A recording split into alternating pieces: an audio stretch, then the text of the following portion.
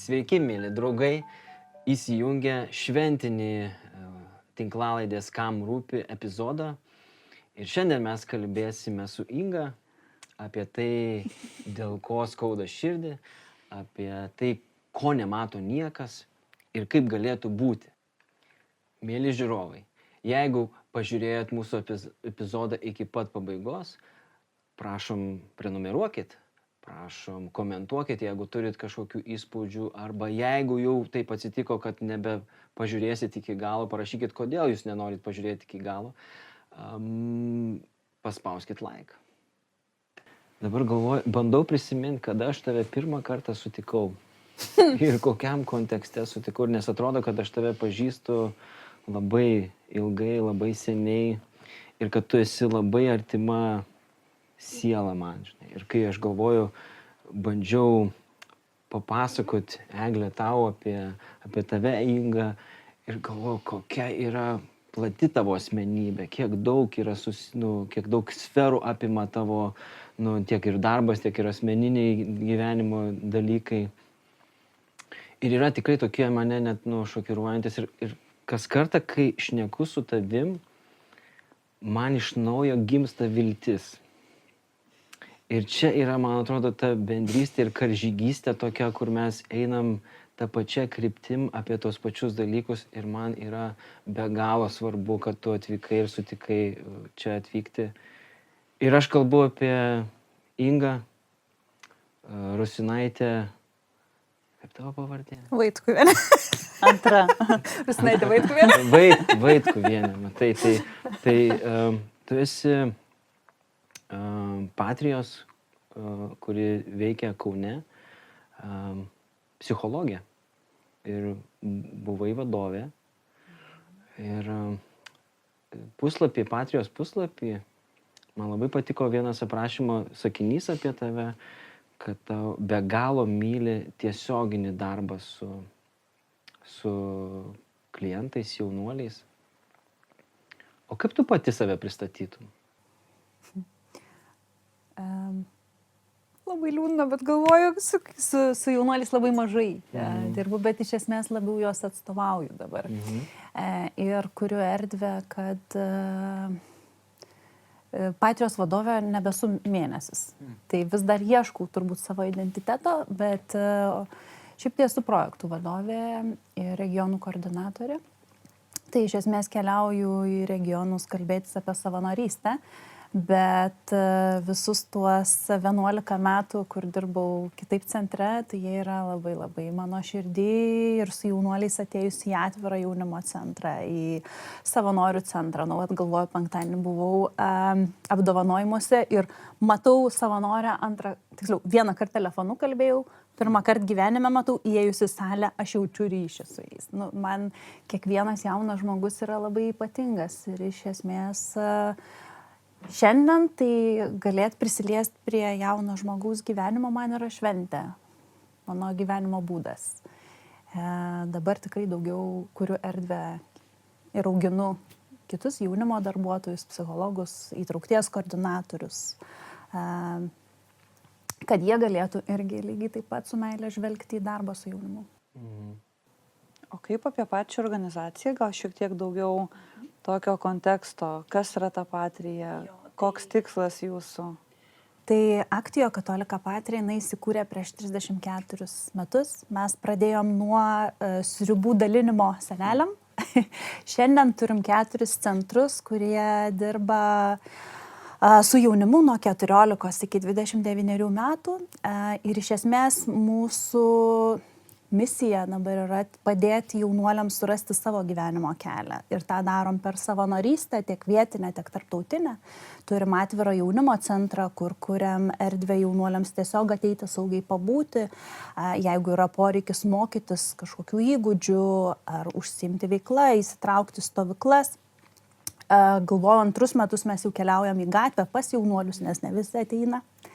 Turim savarankiškumo ugdymo centrą, kur prieš tai minėjau. Tai ten turim galimybę apgyvendinti jaunuolius ir jie ten gali intensyviai mokytis. įvairiausių įgūdžių nuo maisto gaminimo, tvarkymosi iki savirealizacijos, savo tikslų siekimo, mokymosi, įsidarbinimo. Galvoju, per tuos metus irgi, kai dirbom kitaip centre, tai iš esmės atradom ir mokslo stipendijos galią, kur iš esmės jaunuoliai gali gauti 50 eurų, bet jie tada per tai mokosi juos planuoti, ateiti laiku, siekti savo tikslų ir nepriklausomai nuo pažymių. Ir yra magija, kad iš esmės tada tie pažymiai kažkaip stebuklingai, kai tu pradedi mokyklą lankyti ir atrandi tai, ką tu nori gyvenime veikti, jie didėja. Ir šiai dienai tikrai stipriau plečiam metodinį centrą, kur kviečiam specialistus į įvairiausius mokymus, konsultacijas, kuriam metodinės priemonės. Ir savanorystės standartas yra vienas iš jų, kur dabar yra nuėjęs mano dėmesys tenai šiek tiek daugiau. Aš dar norėčiau, žinai, man vienas iš tokių labiausiai šokiravusių faktų apie tave buvo tavo sąsaja su karate. Taip. Gal gali papasakoti ir praskleisti šitą faktą apie tavo sąsajas? Aš iš esmės šalia Patrijos, kai tik tai pradėjau dirbti, aš nuėjau dirbti į mokyklą ir psichologę lygiai grečiai, nes mano išsilavinimas yra psichologė. Ir tenai sutikau Liną Jonikę, kur iš esmės jos vyras yra karate treneris. Ir jinai tiesiog pakvietė vasarą, mums reikia padėjėjos, gal tu norėtum pravesti tarp karate užsiėmimus.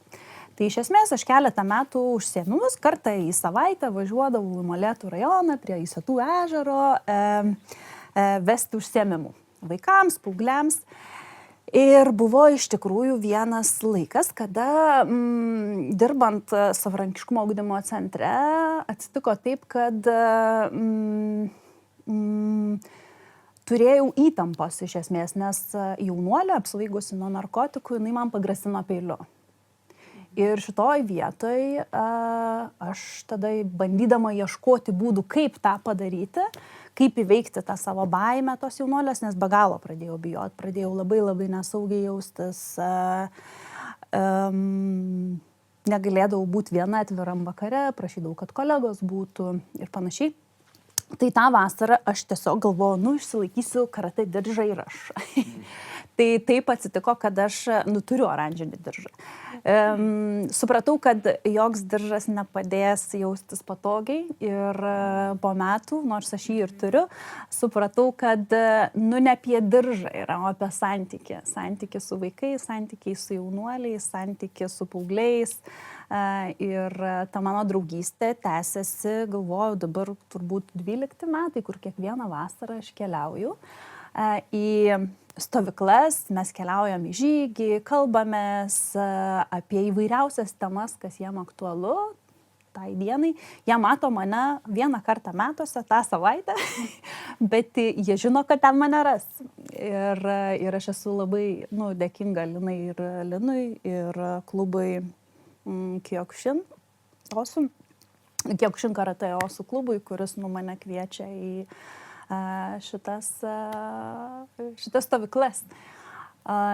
Tačiau aš galvoju, ką turbūt irgi labai svarbu pasakyti, kad mano pasitikėjimas sugrįžo, nes Olandų supervizorė Alice Van Wiesel, jinai pakvietė į vienus mokymus, kaip dirbti su jaunuoliais, kurie yra agresyvūs. Ir ten iš esmės VIA, socialinės, galvoju, kaip vadinasi tiksliai, žodžiu, jie dirba su negale, Kaune yra socialinės, man atrodo, globos centras VIA, ir iš esmės tada jie kažkaip kitaip vadinasi, ir jie vesdavo mokymus, kaip be nesukeliant agresijos suvaldyti. Ir ten nuėjau mokytis technikų. Kaip suvaldyti. Kaip suvaldyti, kai tave puola, kaip ten išsisukti, jeigu tave smaugia, ar griebia už plaukų, ar panašiai. Ir aš ten kaip nuėjau į tuos pirmus mokymus, tai taip, žinokit, iki dabar ir pasilikau. Nes iš tikrųjų tai šalia aš dar esu šiai dienai, mes kartu su Vija ir Patrija, nes keliavom į Olandiją, į organizaciją Reinardi, kur labai stebėjom apie tai, kaip kitos kultūros žmonės su kokia meile ir pagarba žiūri į paslaugų gavėją, į klientą, į jaunuolį. Ir man be galo didelį įspūdį paliko, kai cerebrinium paralyžium serganti mergina, jinai buvo vežimėlyje ir darbuotoja kiekvieną rytą jos paklausė, kiek šaukštelių į arbatą įdėti cukraus. Ir man tas tapo labai gyvenimo moto, kuris labai pakeitė požiūrį į jaunuolį, nes mūsų, net jeigu tu žinai atsakymą, kas tu toks, kad nuspręstum. Ta mergina negalėjo kalbėti, jinai galėjo tik parodyti, paūbaut ir darbuotojas tokią pagarbą kiekvieną rytą klausdavo. Ir va šitoj vietoj man tas buvo labai svarbu ir aš grįžau jau kitokią. Grįžau su dar didesnė meilė jaunuoliams. Aš dirbau su globos namų jaunuoliais, su beišeinančiais arba jau esančiais, kur istorijos būdavo labai sunkios ir su didžiulė trauminė patirtim, su didžiuliu nepasitikėjimu savimi, įvairiausiam problemam, kur, pirmiausia, ką tau reikėdavo, tai reikėdavo įpūsti to pasitikėjimo, kad tu gali svajot, kad tu gali norėt ir tas būdavo labai sunku. Tai o tų technikų tai irgi lygiai grečiai mokėmės ir sugrįžo tas mano pasitikėjimas, sugrįžo supratimas, kad aš galiu ir jeigu tą momentą aš labai labai bijojau ir negalėjau to, būt vienoj patalpoj, tai galvoju prieš keletą metų išėjus, galvoju, čia turbūt kokie buvo 2020 gal, ar 2021. Iš esmės iš vienų mokymų 12 dienos mes su kolege išeinam iš mokymų apie jaunuolius augusius globoje, kaip jau savarankiškumą ugdyti. Ir vidury Laisvės alėjos prie fontano matau, mušasi 5 paaugliai. 2 spardo vieną, vienas smaugia.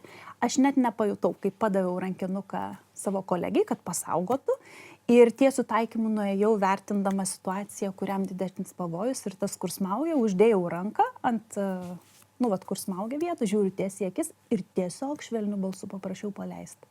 Nerekomenduoju to daryti, bet ką noriu pasakyti, kad šitie mokymai ir šita patirtis su Vija ir 220 be įtampos, nes dabar mes turim savo organizaciją, kurioje vedam mokymus, iš esmės, jie man gražino labai stiprų pasitikėjimą, kur šiandien man nesvarbu, kokia yra jaunuolio patirtis, nes po viso to įvykio man pirmiausiai buvo kas įdomu, kaip aš galėčiau dirbti su tais 3, kurie nueidinėjo nuo manęs. Bet čia irgi tas momentas įvyko jau po to, kai tau atsirado ta baimė ir nepasitikėjimas, ne? Jau buvo praeita. Jau buvo praeita. Taip, aš tada supratau irgi, kad praeita. Kad praeita ir kad šiai dienai, nesakau, kad nesustinkčiau. Ta prasme, turbūt jeigu pultų mane, tikrai ten visko būtų, bet su jaunuoliais, aš nebebijau stot, kalbėt, konfrontuot, klaust, nes didžioji dalis jų iš esmės, jiems skauda. Aš galvoju, šitą visai norėčiau paakcentuoti, kad čia turbūt kai susiduri su kažkokia baisia situacija arba pavojum, arba kažkokia agresija iš jaunuolio, iš kažkokio gal, nežinau, kito žmogaus, kuriam teiki pagalbą, turbūt labai sunku pereiti į tą momentą ir tai pereiti, nes kitu atveju tai tave gali blokuoti. Taip. Ir tikrai didelė dalis žmonių ir gal kažkokią traumą gauna ir palieka tą darbą ir nebetęsia ir tiesiog gyvena su ta baime. Tai kažkaip labai smagu, kad tą perėjai ir išmokai, turbūt tai užtruko kiek metų? Daug. Iš esmės aš galvojau, kas man labai pasisekė, aš turėjau labai stiprią komandą Patrijai. Patrijai yra labai stiprų ir atvejo analizės, individualūs pokalbiai, darbuotojo palaikymas, kur niekas manęs nevertė nu, vat vėl grįžti. Mes kartu kalbėdavomės, kaip man įveikti tai ir vadovė ieškojo supervizijos, ieškojo, nu, vat tie patys mokymai atėjo siūlymas iš vadovės. Ir va šitoj vietoj, pirmoji vietoj labai svarbu vadovo palaikymas ir supratimas. Tada yra tikrai kitas dalykas, kuris yra labai svarbus, kad patys savo, nes gali supervizijos nepadėti, gali karate nepadėti, gali net tie patys mokymai nepadėti. Aš juos pradėjau vesti ir man dėl to tas turbūt, nu, va, tas procesas, bet tas tikrai truko, nežinau, nu, va, po 3 metų aš tada tikrai pilnai supratau, kad jau galiu paleisti. Bet turbūt yra daug situacijų, kurių nesuprantu. Galų gale yra ta pati terapija, nu, kurioje vietoje, kur suprasti, o ką mums užkabino, kur mums skauda, nu, nes mes lygiai taip pat kaip jaunuoliai ateina pas mus su dideliam traumom, lygiai taip pat ir mes einam pas juos. Ir kartais, nu, neįsisąmoninamų, kurios dalykus jie atveria.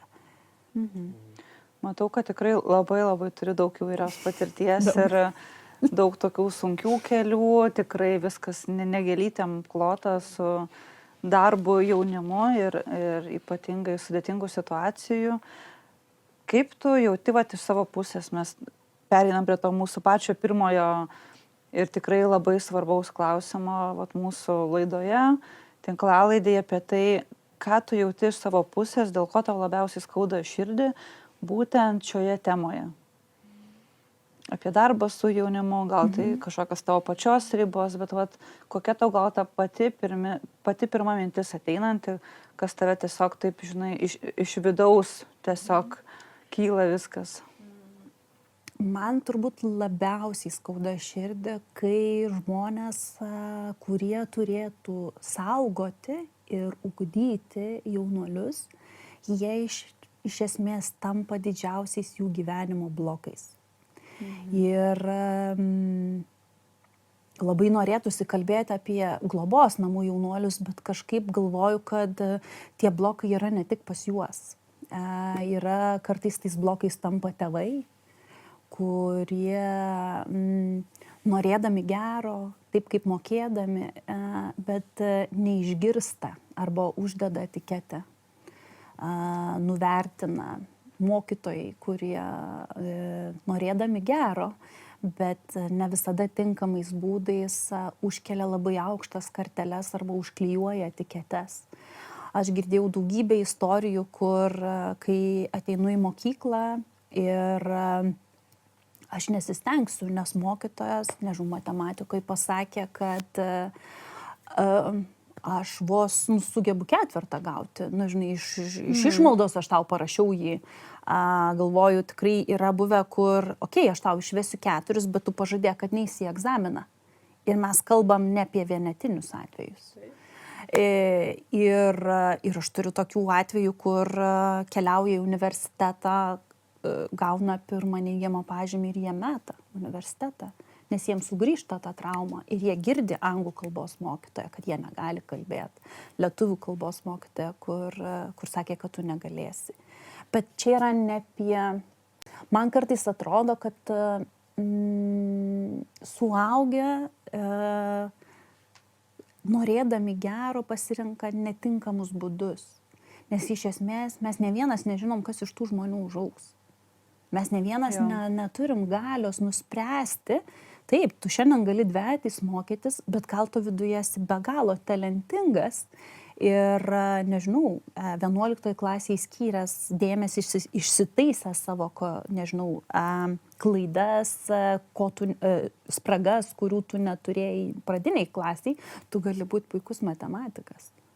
Arba įveikę savo vidines baimės, tu gali būti puikus SEB banko darbuotojas, ar personalistas, ar ginekologas.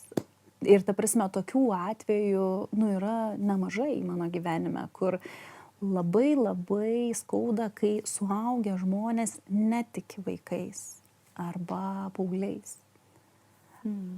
Aš tau, žinai, man taip norisi įsiterpti apie tai, kad labai atpažįstu, ką tu sakai tame, kad būna, kad paskambina pas mus į mūsų centrą ir bendrauja arba jaunuolis, arba jaunuolio tėvai.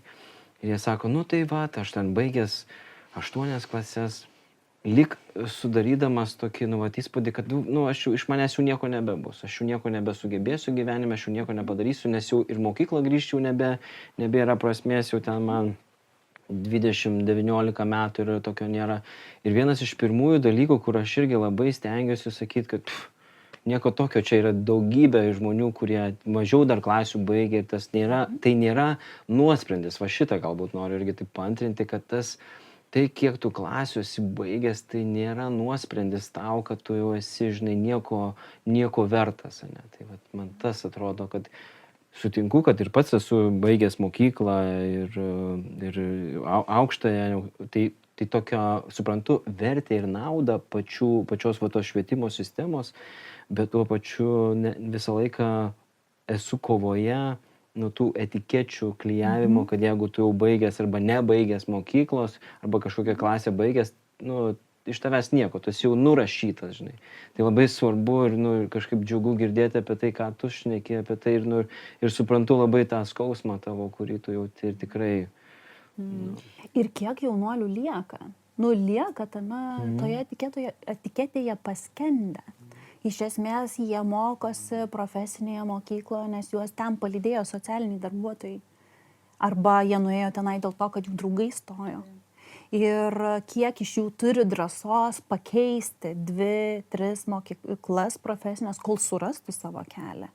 Kiek iš jų yra, nežinau, pradiniai klasiai gavęs spec programą, šiaip tai palei įstatymus yra 4, 6, 8, ją turėtų pervertinti.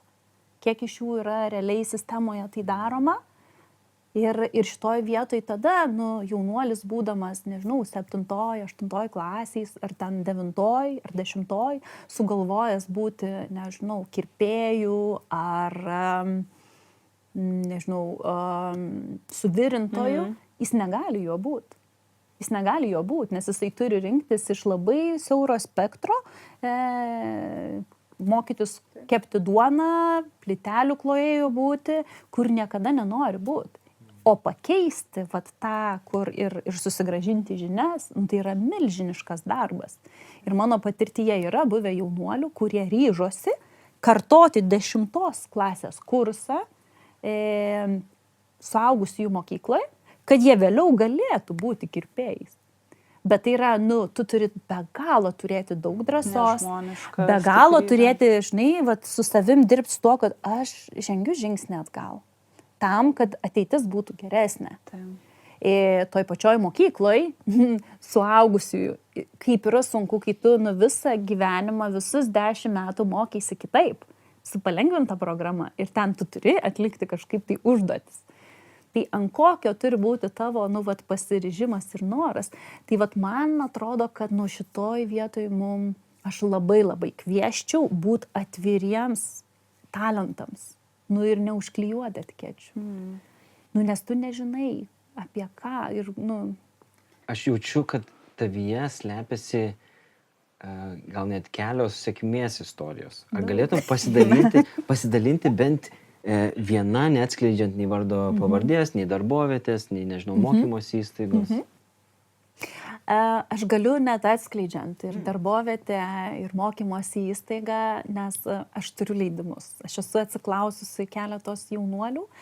Yra daugybė istorijų ir galvoju, kur man labai norisi. Yra istorijų, kur aš nenoriu dalinti sąmoningai saugant juos, nes sėkmės istorija yra ne tik apie tuos universitetinius jaunuolius. Man sėkmės istorija yra ir tai, kad jaunuolis man į Messengerį parašo, žinai, Inga, aš išvažiuoju į Islandiją 3 mėnesiam dažyti tvorų. Ir mes kalbam apie jaunuolį, kur visi sakė, kad jis niekada nedirbs, niekada nekeliaus, kad jis tiesiog bus, atsiprašau, žodyną pašalpinis. Ta prasme, su didžiausiu pasididžiavimu. Arba yra sėkmės istorija, kur jaunuolis, kuriam irgi sakė, kad jis niekada nedirbs, bus visą laiką. Jis šiandien, turbūt 3 ar 4 metus, dirba nuosekliam darbe. Ir pats nuomojasi, jis negyvena socialiniam būste, jis pats nuomojasi, pats išsilaiko pilnai. Ir man šitokie jaunuoliai yra be galo, ir tam reikėjo tiesiog palankių sąlygų ir suaugusio žmogaus, kuris palydėtų juos tame kelyje. Bet grįžtant ir prie tų kitokių sėkmės istorijų, kur man būdavo labai sunku, kai jaunuoliai ateina ir sako, neturiu svajonių, neturiu noro. Ir man tada nesvarbu, aš galėdavau dirbti metus, 2, kol mes atrasim, ko jis nori. Ir viena iš tų istorijų ir dabar yra Patrijos Facebook'e pasidalinta C-Patrija, jeigu kažkas norėtų paskaityti, yra jaunuolio istorija, kur jo svajonė buvo dirbti švarų, gražų ofiso darbą. Tiesiog. Ir mes labai ilgą kelią nuėjom ir su finansų planavimu, ir su studijomis, ir daugybę ten visokiausių, ir taisyklių laužimo, ir ribų pereimo. Ir viena iš tų sudėtingesnių ribų jis turėjo pasirinkti, arba paklusti taisyklėm, arba keliauti savo keliu, ir jisai pasirinko laužyti taisyklės. Bet šitas taisyklių laužimas jam padovanojo tiek daug gyvenime supratimų ir pamokų, kad jisai nebebijojo laužyti tų taisyklių. Tai reiškia, jis pakeitė 3 mokymosi įstaigas, kol surado tai, kas jam patinka. Taip. Ir šiai dienai jis dirba SEB banke. Ir yra tikrai labai geras darbuotojas. Ir šiai dienai, galvoju, jos Facebook'e irgi pasižiūrėjau, šiai dienai jis ruošiasi mokyti kitus jaunus žmonės finansų planavimo. Taip.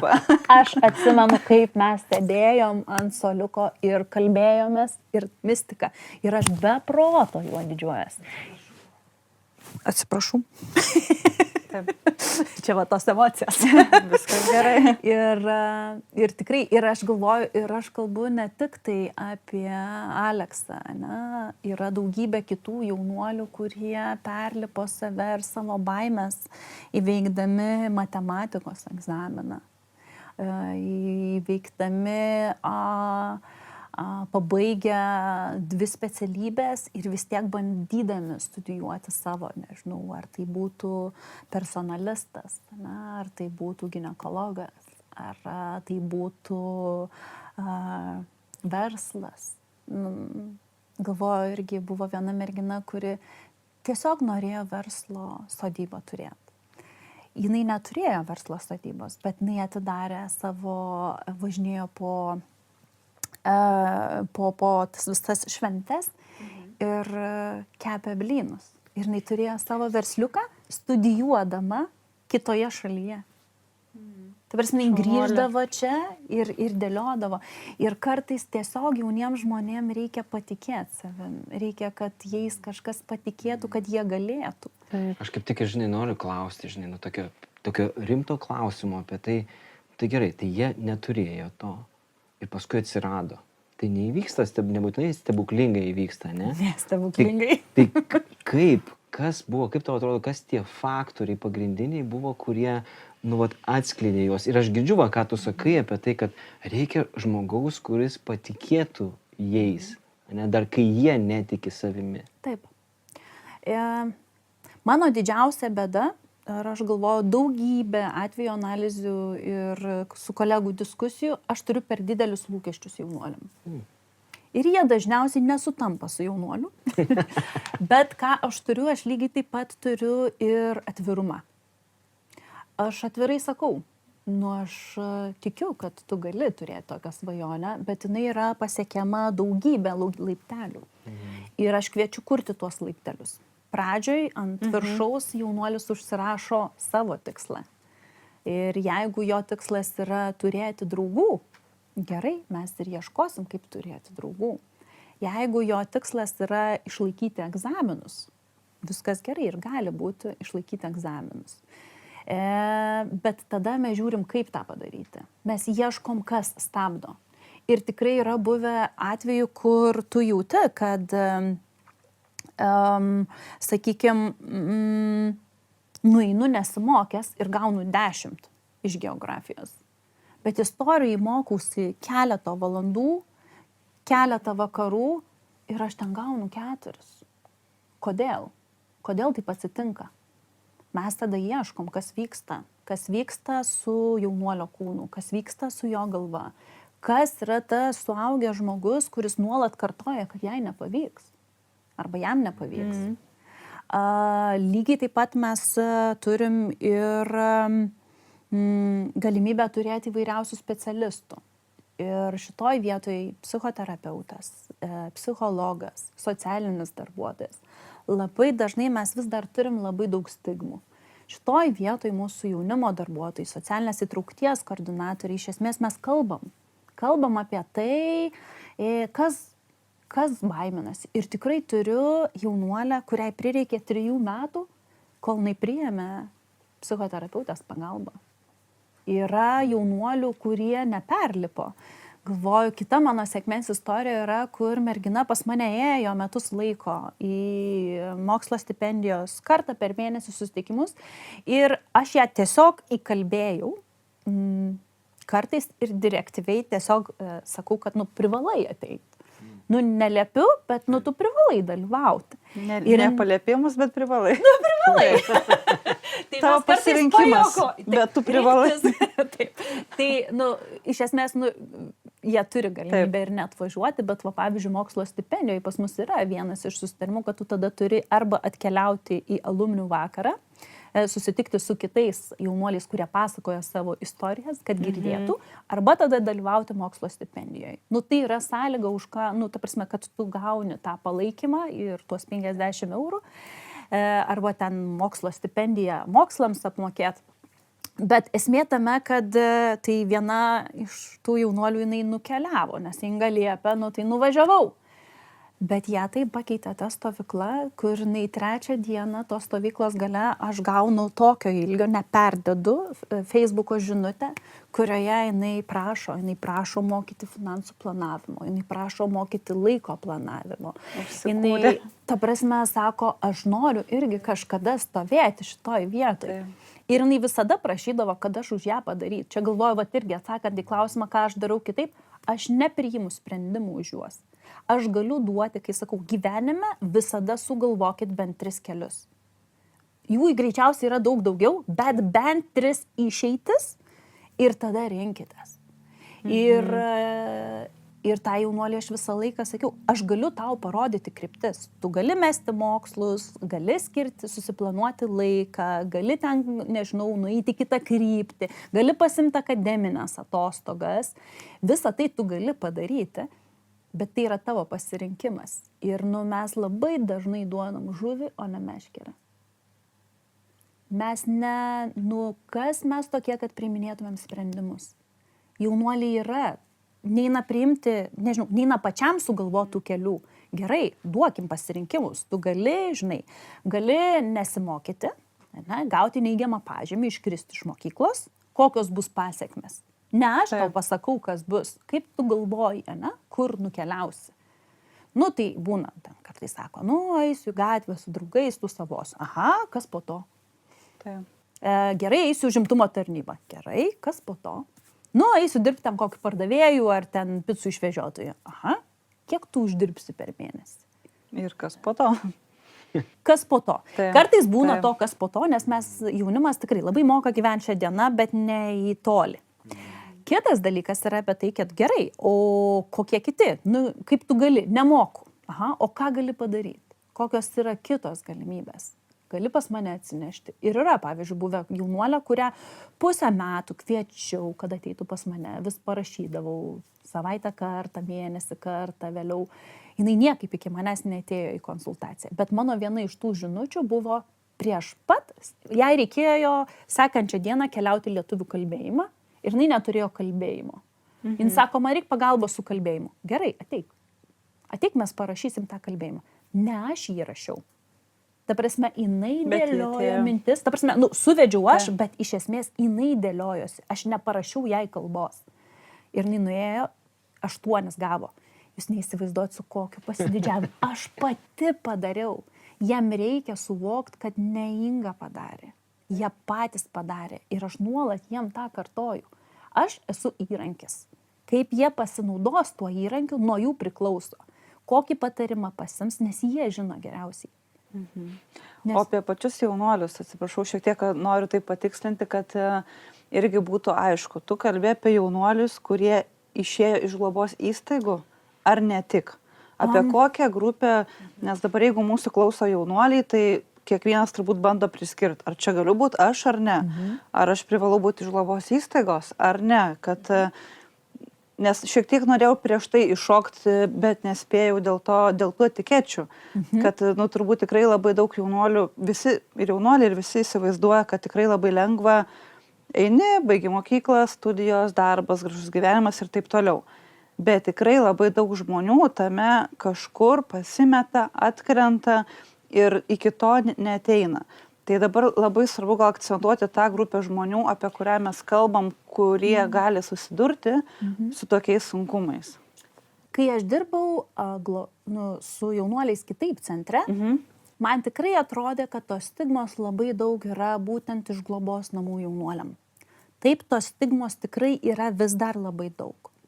Bet ir kiti jaunuoliai, kurie nebūtinai yra iš globos namų, kurie gyvena šeimose, kur ir pasiturinčiose šeimose. Ar, nežinau, yra netitinka standarto visuomenės, nežinau, jie kažkaip kitaip rengiasi, turi kažkokį tai, nežinau, kartais net nereikia priežasties. Taip. Nu, vat tiesiog, įėjau į klasę ir vat kažkodėl nelipau ar mokytojam, ar klasiokam, ir tos etiketės labai greitai užsiklijuoja. Pabandykit įeiti vienaip apsirengę į parduotuvę, nežinau, kvepalų. Apsirengę kitaip ir pardavėjos reakcija bus visiškai kitokia. Tikrai taip. Visiškai kitokia. Ir mes tada kalbam apie tas etiketes, dėl ko aš ir pačioj pradžioje apie suaugusius, nes suaugę neša atsakomybę už savo elgesį. Vaikai, paaugliai jau irgi turėtų tą, bet jie dar mokosi. Mes, turėtumėm būti tie pavyzdžiai savo vaikams, aplinkiniams, vienas kitam, kur iš esmės, kiek pavyzdžiui mes galim pasakyti savo kolegai, žinai, šiaip tu užklievai etiketę, kitam kolegai.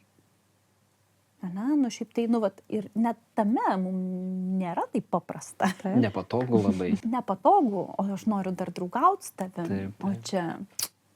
Tai jaučiu, kad aš kalbu apie jaunuolius apskritai.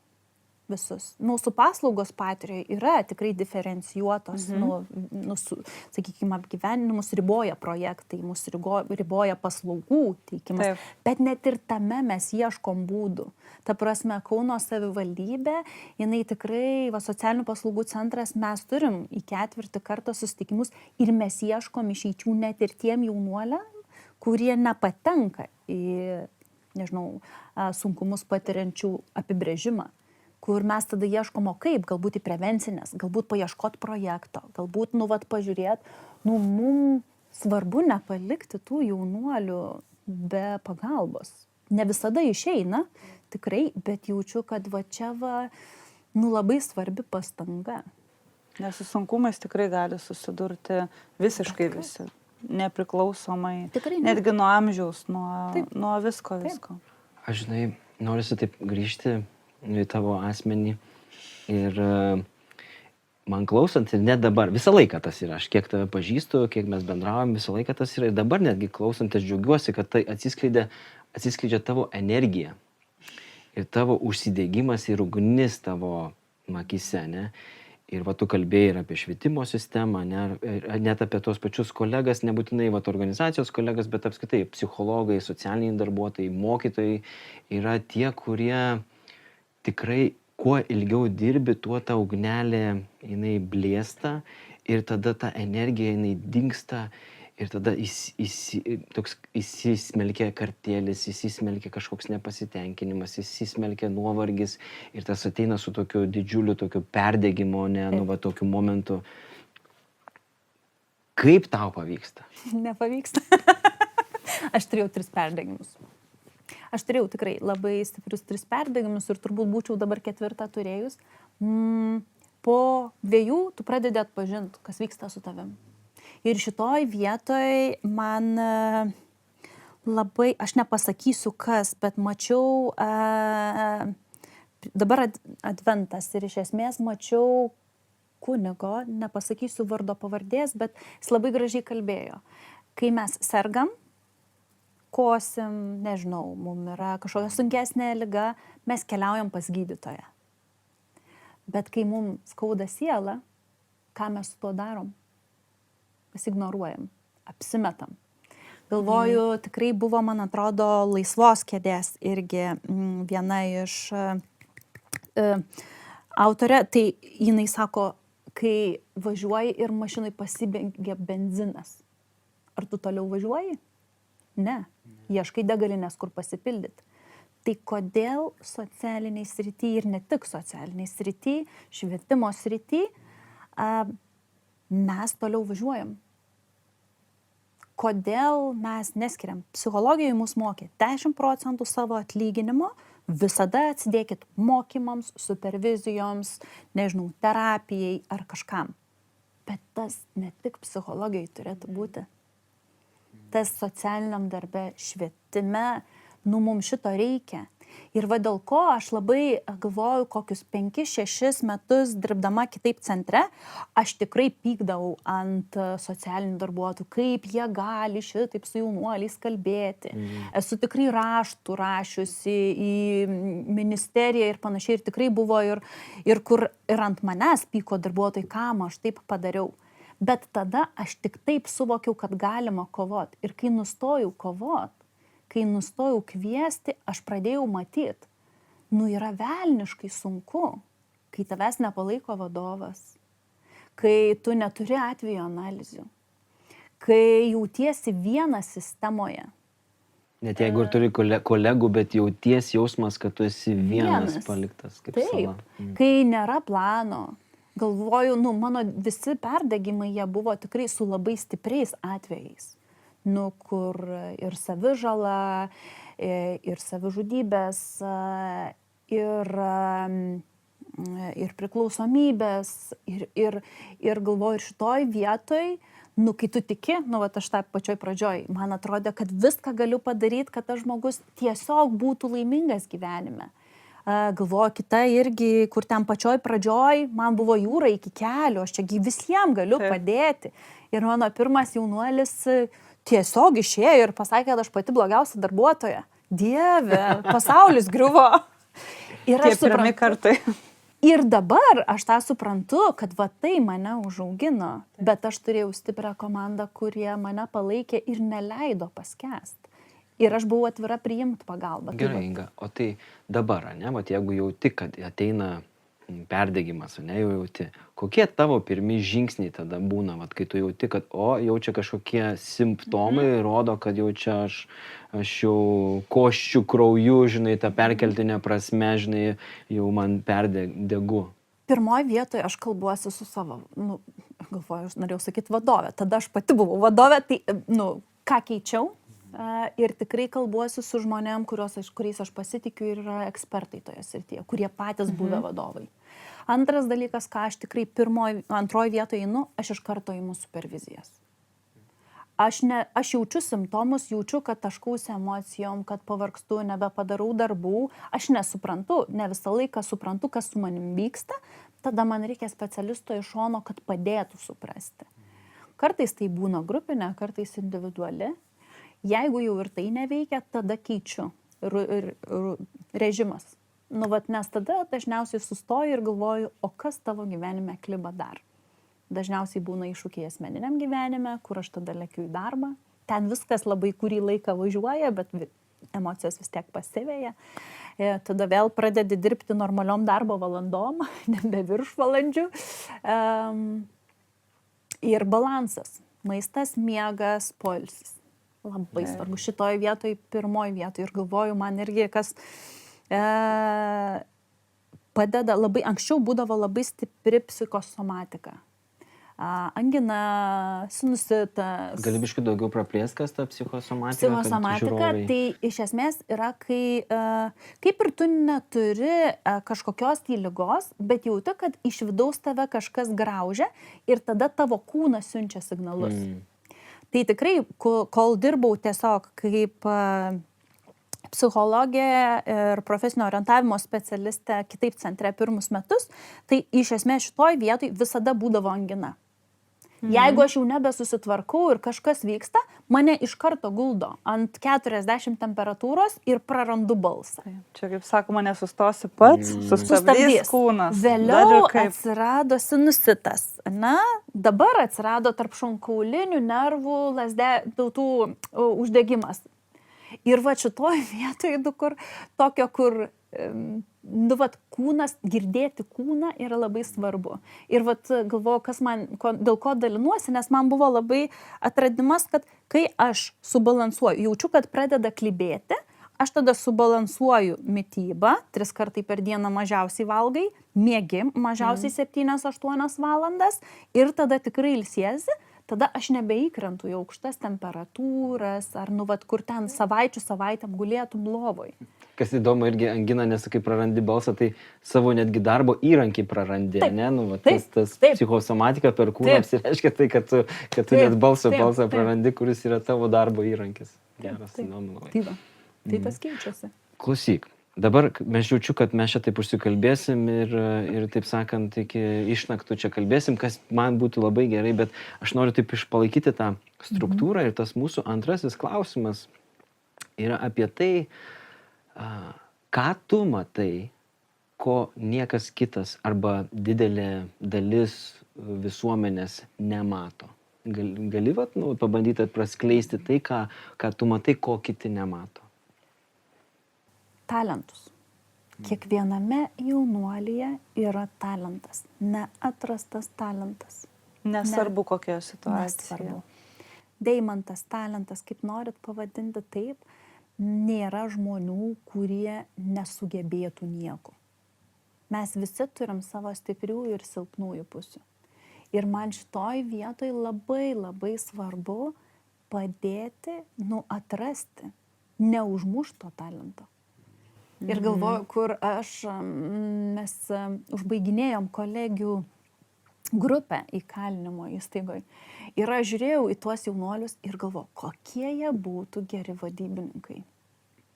Arba verslininkai, bet to legalaus darbo. Jie taip gražiai moka kalbėti, jie taip įtikinti, argumentuoti. Ir nesvarbu, ką tu gyvenime padarei.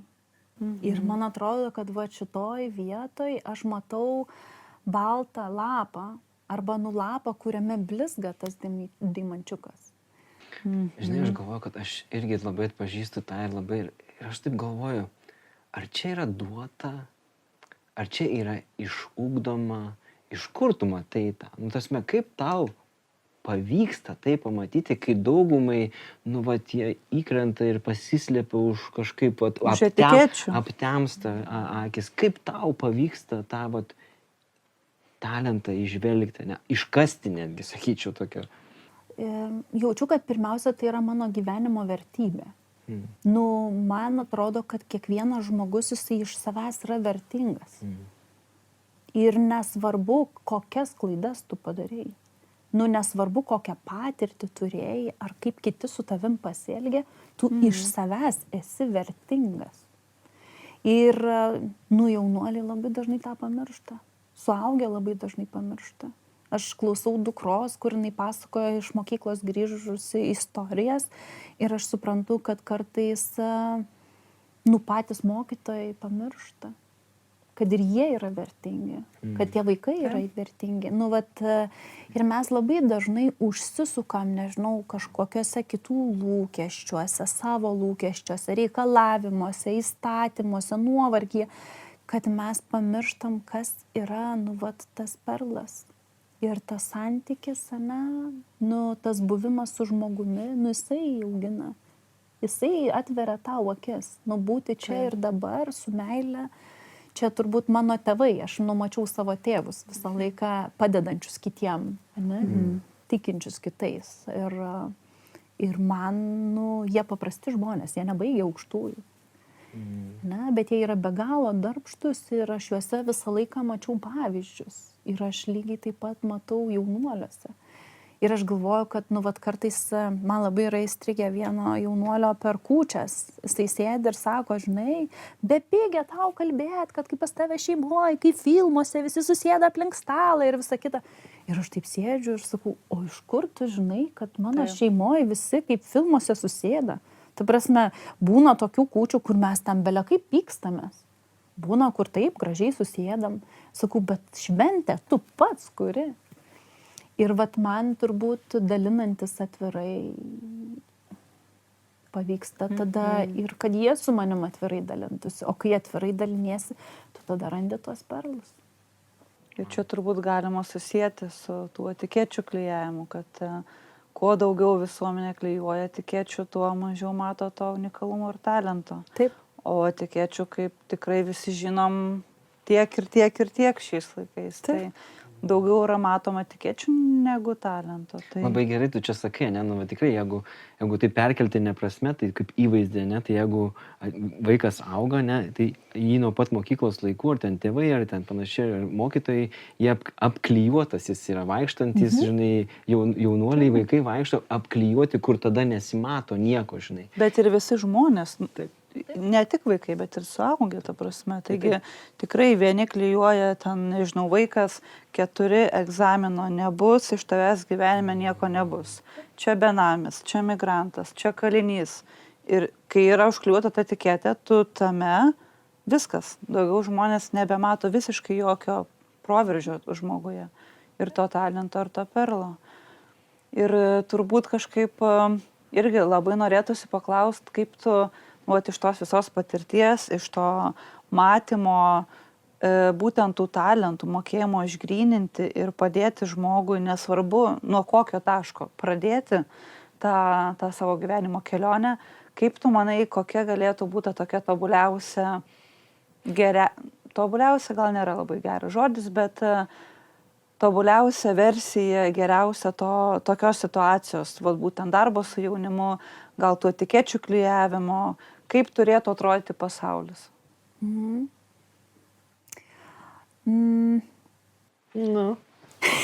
Prašau, užsirašyk, Donata. Aš galvoju, kad nuo tobuliausio aš paleidau. Po raštų, kur galvojau ir svajojau, kaip čia viskas gali greitai pasikeisti. Galvoju, palydėjimo paslaugoj mums reikėjo 5 metų, kad jinai atsirastų socialinių paslaugų kataloge. Ir va čia man atėjo suvokimas, kad o ką mes šiandien galim mažais žingsneliais padaryti, kad rytoj būtų geriau. Ir va čia man atrodo, kad tas, kas tiki tais perlais, kad jie pradėtų ir kitus užkretinėti.